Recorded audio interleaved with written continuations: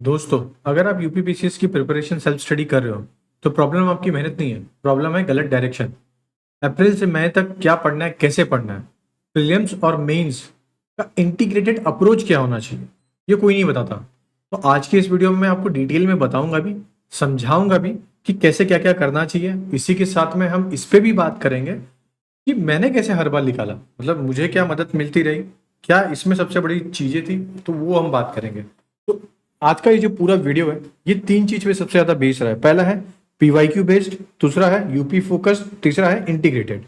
Prelims plus target पे हम चलेंगे। तो स्टूडेंट स्टडी हार्ड करते हैं बट क्लियर एक डायरेक्शन नहीं होता है। दूसरा प्री एंड मेंस का प्रिपेयर्ड सेपरेटली, ह्यूज मिस्टेक करते हैं। फिर no clarity about mains answer writing का इवेल्युएट कैसे करना है। तो आज हम इन सब चीजों के ऊपर बात करेंगे कि यूपीएससी में जो थीम रिपीट हो रहा है, ऑलरेडी मैंने इसके बहुत डिफरेंट से वीडियो बनाए, प्लीज जाके देखिए वहां पे। इससे बेनिफिट आपका ही होगा क्योंकि वहां पे आपको ये पता चलेगा कि किस तरीके से कैसे कैसे पढ़ना है ना। दूसरा प्रीलिम्स का मास्टर इंटीग्रेटेड क्या है, concept plus fact balance is the key है इस एग्जाम को अगर निकालना है तो। अब यहाँ पे एक चैट बनाया है। ये चार्ट क्या बता रहा है आपको, ये चार्ट आपको बता रहा है कि कैसे मेंस में वेटेज सबका कैसे कैसे दिख रहा है आपको, है ना। Ecology, UP special, polity and governance का, पॉलिटी एंड गवर्नमेंट का किस तरीके से वेटेज दिख रहा है। इसी के साथ में और भी यूपी राइजिंग जो हो रहा है ना, environmental rising, current affair rising, ये इम्पैक्ट किस तरीके से क्रिएट कर रहा है आपकी पूरी स्टडी में, इसके बारे में हम थोड़ा डिटेल में चलेंगे। जैसे पीवाईक्यू का पैटर्न क्या है, हाई फ्रिक्वेंसी टॉपिक्स कौन कौन से हैं, क्या है, यूपी का रैमसर साइट्स है, वाइल्ड लाइफ सेंचुरीज है, ये सबसे ज्यादा हाई इंपॉर्टेंट कर रहा है। कॉन्स्टिट्यूशनल अमेंडमेंट में स्पेसिफिक पूछा जा रहा है, पार्लियामेंट में zero hours, money bill, public account committee, panchayati raj institution, historical chronological arrangement है, एंशियंट मिडवेल है, यूपी स्कीम से यूपी बजट है, इन्वायरमेंटल एक्ट्स है, और उसके बाद फाइनेंस कमीशन, विटामिन का हर बार आता है, डिजीज है, बायोलॉजी है। अब ये हर साल पूछा जा रहा है, ऐसा नहीं कि कुछ नया है, ये हर साल आ रहा है। अब सबसे बड़ी जो चीज है यहाँ पे जो दिखाई दे रही है ना, वो ये है कि स्टेटमेंट बेस पे ज्यादा क्वेश्चन अब दिखने लगे। ट्रू एंड फॉल्स करके वाले आते हैं, स्टेटमेंट बेस्ड आते हैं, वन और टू को कंपेयर करने वाले आते हैं, मैच द फॉलोइंग वाले क्वेश्चन क्वेश्चन काफी ज्यादा स्टेबल हो गए हैं। और फिर असर्शन रीजन वाले 10% रह ही गए हैं, क्रोनोलॉजिकल ऑर्डर 7% रह गए हैं। जो सबसे बड़ी बात है ना कि धीरे धीरे असर्शन जो स्टेटमेंट वाले हैं, असर्शन रीजन वाले क्वेश्चन है, ये धीरे धीरे एक फॉर्मेट ऐसे बन गए हैं कि इसको बिना किए तो आपका एग्जाम ना निकल पाए, इस तरीके से ये सेट हुआ है ना। अब प्रीलिम्स और मेंस ओवरलैप तो होता है, नो डाउट है। अगर इस बार आपको प्रीलिम्स में फेडरलिज्म पूछा है, सेंट्रल स्टेट रिलेशनशिप पूछा है, ये है आपका प्रीलिम्स का टॉपिक है। अब यही मेंस में और एसए में इंक्लूड होता है। जैसे मेंस में एसए आ जाएगा, कोऑपरेटिव सोसाइटी फेडरलिज्म आ जाएगा, आर्टिकल 356 आ जाएगा, तो ये सब चीजें इसमें इंक्लूड हो गई। पंचायती raj institution 73rd amendment act है, तो अब यही मेंस में आ जाएगा आपको। डिसेंट्रलाइजेशन, पैसा एक्ट है, women's in representation of people act है, तो ये सब चीजें वहां पे इंक्लूड हो जाती है। इसके लिए कभी भी प्री और मेंस को अलग देख के मत पढ़िए, ओके, एक साथ में पढ़िए, समझ गए इतना। अब अप्रैल से लेकर नवंबर तक क्या करना है, ओवरऑल स्टडी टाइमलाइन क्या होनी चाहिए। पहली चीज तो हम इस पूरे टाइमलाइन को ना 3 पार्ट में बांटते हैं। सबसे पहला क्या है कि हमारा फाउंडेशन होना चाहिए। फेज 1 तो ये रहेगा कि हमें फाउंडेशन अपनी बिल्डिंग बहुत अच्छी से कर लेनी है। दूसरा ये रहेगा कि स्ट्रेंथनिंग आंसर राइटिंग कैसे करनी है, इसके ऊपर ध्यान देना है। और तीसरा है रिवीजन प्लस मॉक टेस्ट। ये 3 फेज में हम चलेंगे। तो पहला फेज है कि हमें फाउंडेशन तो बना ले लिए, तो एनसीईआरटी प्लस स्टैटिक बुक से बहुत अच्छे से पढ़िए। पीवाईक्यू एटलीस्ट ट्राई करिए 21 22 का, फिर बिल्ड करें कॉन्सेप्ट क्लियरिटी। अब ये कैसे होगा, पहले एनसीईआरटी पढ़िए, फिर पीवाईक्यू देखिए, फिर एनसीईआरटी में जाके अपने कॉन्सेप्ट को बिल्डअप करिए, ठीक है। अब फिर उसके बाद क्या आता है, स्ट्रेंथनिंग प्लस क्या करनी है आपको, आंसर राइटिंग करनी है। तो ताकत आपको बढ़ानी है, यहां से तो आपको समझ में आ गया। उत्तर लेखन में बहुत अच्छी ताकत दिखानी है, तो आंसर राइटिंग अब आपको जुलाई और सितंबर में स्टार्ट कर देनी है। ये 3 महीना लगातार आपको लिखना है। अगर मुझसे पर्सनली पूछोगे तो मैं एक ही चीज बोलूंगा, अगर एग्जाम निकालना है तो डेली का 2 आंसर लिखना इस टाइम पे चालू कर देना।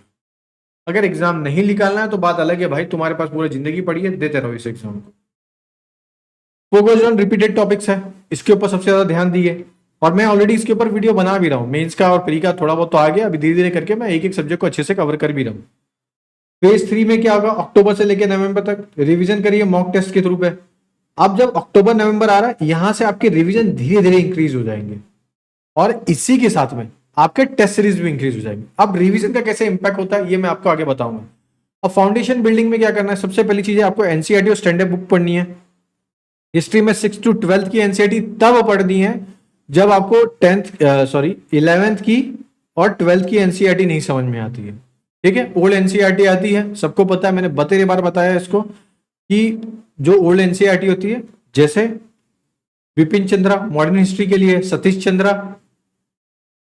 मिडिवल हिस्ट्री के लिए, R S Sharma ancient history के लिए, ये ऑलरेडी ओल्ड एनसीईआरटी है। अगर ये ओल्ड एनसीईआरटी नहीं मिल रही है तो पर्टिकुलर ऑथर की बुक आपको इजीली फ्लिपकार्ट या अमेजन पे मिल भी जाएगी, या तो आप दिल्ली या प्रयागराज जहां पे भी रहते हो ये इजीली अवेलेबल मिल जाएगी। स्टार्ट पीवाईक्यू को एनालाइज करना अब से चालू कर दीजिए, चाहे वो प्रीलिम्स का हो चाहे वो मेंस का हो, यहां से करना तो बहुत जरूरी है। कॉन्सेप्ट क्लियरिटी रही है, रटने से तो नहीं होगा, ये मैंने बहुत पहले क्लियर कर दिया था, और इस बार का जो मेंस का पेपर आया ये भी आपको बहुत अच्छे से समझा भी रहा है। फिर सेकंड फेज जो आएगा ना, अब आपने फाउंडेशन बना लिया, आपका प्री अच्छे से, आपका पीवाईक्यू आपने 5-6 साल का पढ़ के खत्म कर लिया। अब यहां से जो शुरू होता है ना वो होता है आपका मेंस का सबसे ज्यादा स्ट्रेंथिंग। अब यहाँ पे आपको मेंस में सबसे ज्यादा स्ट्रेंथ अपनी कलेक्ट करनी है जुलाई से सितंबर तक। तो आंसर राइटिंग करिए, जितना हो सकता है उतनी आंसर राइटिंग करिए। यूपी फोकस करंट अफेयर पे आप ज्यादा ध्यान दीजिए, दैनिक जागरण आता है, योजना है, यूपी पीसीएस बिल्ड बुलेटिन आते हैं, ये सब पे ज्यादा फोकस करिए तो यहाँ पे आपको रिजल्ट दिखेगा। और रिवीजन कैसे करना है और कितना इफेक्टिव बनाना है इसको, बस थोड़ी देर तक रुकिए, मैं रिवीजन के बारे में बहुत अच्छा आपको आउटपुट दूंगा। और तीसरा आता है रिवीजन और मॉक टेस्ट। मॉक टेस्ट पे आपको बहुत ज्यादा ध्यान देना है, चाहे वो प्री का हो चाहे मेंस का हो। मॉक टेस्ट को डिवाइड करिए, जितना हो सकता है उतना दीजिए, मॉक टेस्ट से ही एग्जाम निकलेगा, इतनी तो क्लियरिटी रखिए। मॉक टेस्ट देने के साथ साथ ये एनालाइज करिए कि मुझे क्या करना है, कुछ नहीं तो कम से कम 10 तो फुल मॉक टेस्ट देने हैं, ऑफलाइन कंडक्ट करवाने के ऊपर है। बिलीव मी, हम बहुत जल्दी प्रयागराज आ रहे हैं, उसमें ऑफलाइन आपसे कंडक्ट करवाया जाएगा ताकि इस बार कोई भी कसर ना छूटे, सबका एग्जाम इस बार लिख ले। बूस्ट एक्यूरेसी स्पीड ये सब हमें करनी है, तो ये हम सब वहीं पे बात सामने बात करेंगे ताकि इस बार सबका लिख ले।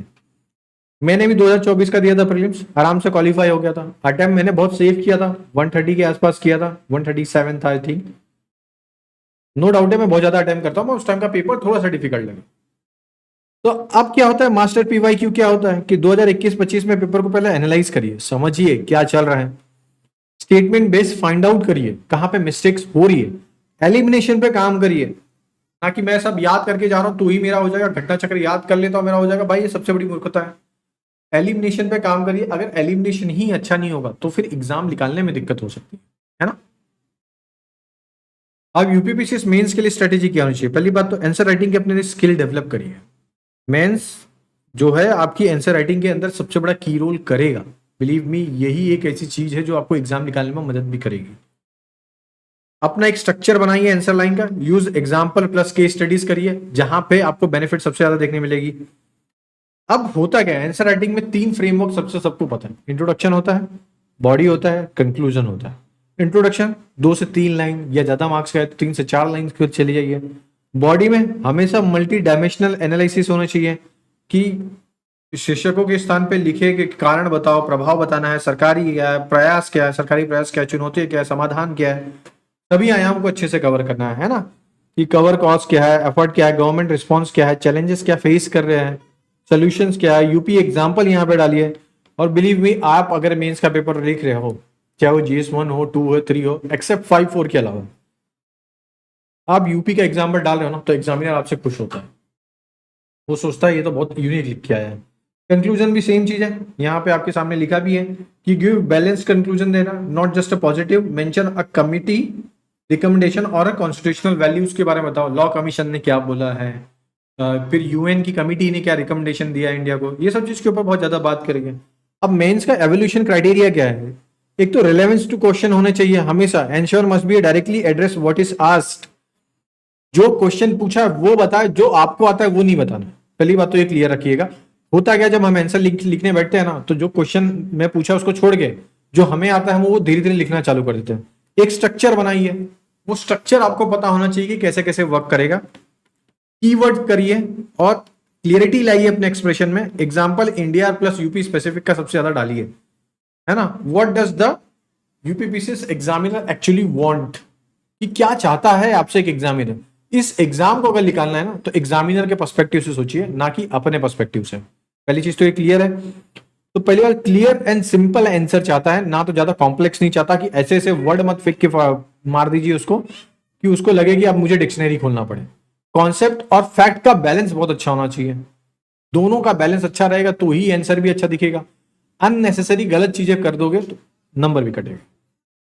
यूपी स्पेसिफिक अंडरस्टैंडिंग लाइए, यूपी गवर्नमेंट स्कीम है, गवर्नमेंट जो यूपी की गवर्नमेंट की इनिशिएटिव्स है, ये सब पे ज्यादा फोकस करिए, है ना। लॉजिकल फ्लो क्या है, पॉइंट मस्ट बी कनेक्टेड होने चाहिए, नॉट रैंडम बुलेट्स होने चाहिए, बिल्ड ऑन आर्ग्यूमेंट है, प्रोग्रेसिव है, ये सब चीजें आप वहां पे बताइए। ये गवर्नमेंट का कुछ हो ही नहीं सकता, ये सब चीजें नहीं लिखनी होती, ठीक है। हिस्ट्री में देखिए, बुक का सोर्स मैंने यहाँ पे दिया हूं, सिर्फ एक चीज बताता हूं, ये सिर्फ बुक है, ये आपकी स्टैंडर्ड बुक और बेसिक फाउंडेशन बना के देगी। इसके ऊपर करना तो दो रिसोर्सेज और है, एक है विजन आईएएस की और एक है हमारी खुद की तर्क आईएएस की, जो कि अभी चल भी रहा है, हमारा नोट्स मिलता भी है आपको, बहुत जल्दी मार्केट में भी अवेलेबल मिल जाएगा, शायद से फ्लिपकार्ट, अमेजॉन, मार्केट सब जगह पे आपको अवेलेबल बहुत जल्दी मिल जाएगा। तो ये सब पे अपने काम करना चालू कर दिया मैंने, पूरी बुक की सोर्स लिखी है। अब इंटरनेशनल रिलेशनशिप में ना, मिनिस्ट्री ऑफ एक्सटर्नल अफेयर, बहुत सारी बुक है मार्केट में, ऐसा नहीं है कि नहीं अवेलेबल है, तो आप वहां पे भी ले सकते हो, या तो हमारी बुक है, हमारी बुक भी ले सकते हो। जैसे internal security, Ashok Kumar internal security लिखा हूँ, इसकी देखनी, इनकी देख लीजिए, अच्छी बुक है, बहुत खराब भी नहीं है। एक बहुत अच्छे फेमस थे, वाजीराम के सर थे वो, उनकी भी काफी यूट्यूब पे उनके वीडियोस भी आते हैं, कुलविंदर करके शायद से उनका नाम मिस कर रहा हूँ, वो भी अच्छी बुक है उनकी भी, है ना। बाकी यहाँ पे सब सोर्स लिखे, वो आपको अपने हिसाब से देख लीजिए ना।